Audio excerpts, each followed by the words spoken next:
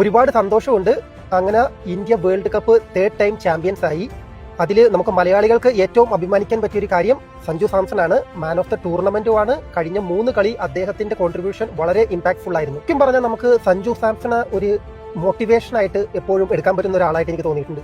കാരണം പുള്ളി last 10 years ups and ഡൗൺസിൽ കൂടെ പോയൊരു മനുഷ്യനാണ്. പക്ഷേ ഇന്ന് ഇന്ത്യക്ക് ആ ഒരു വേൾഡ് കപ്പ് നേടിക്കൊടുക്കാനായിട്ട് ഏറ്റവും കൂടുതൽ ഇമ്പാക്ട് കൊടുത്ത ഒരു പ്ലെയർ ആണ് സഞ്ജു സാംസൺ. ന്യൂസിലൻഡ് സീരീസ് കണ്ടവർക്ക് ഓർമ്മ ഉണ്ടാവും. അദ്ദേഹം 5 കളികളിലും അദ്ദേഹം ഫ്ലോപ്പ് ആയിരുന്നു.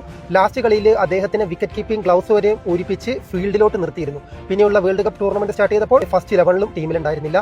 പക്ഷേ അദ്ദേഹത്തിന് കാത്തുവെച്ച സമയം വേറെയായിരുന്നു. അദ്ദേഹം നോക്കൌട്ട് മാച്ചിൽ അദ്ദേഹത്തിന്റെ ടൈം വന്നു. സഞ്ജു വളരെ ഭംഗിയായിട്ട് അങ്ങനെ ഇന്ത്യക്ക് വേൾഡ് കപ്പ് നേടിക്കൊടുത്തു. എല്ലാവരും ശരിക്കും പറഞ്ഞാൽ സഞ്ജു സാംസണെ ഒരു ഇൻസ്പിറേഷൻ ആയിട്ട് എടുക്കണം. കാരണം എല്ലാവർക്കും ഒരു നല്ല സമയമുണ്ട്, മോശ സമയമുണ്ട്. നല്ല സമയം വരുമ്പോൾ നമ്മുടെ മോശ സമയം മാറി നിൽക്കും. സോ എപ്പോഴും നമ്മുടെ സ്വപ്നങ്ങൾ ഒരിക്കലും വിട്ടുകളയരുത്. അതിനെ എപ്പോഴും ചേസ് ചെയ്തുകൊണ്ടിരിക്കുക. നമ്മുടെ സമയം വരൂന്നേ.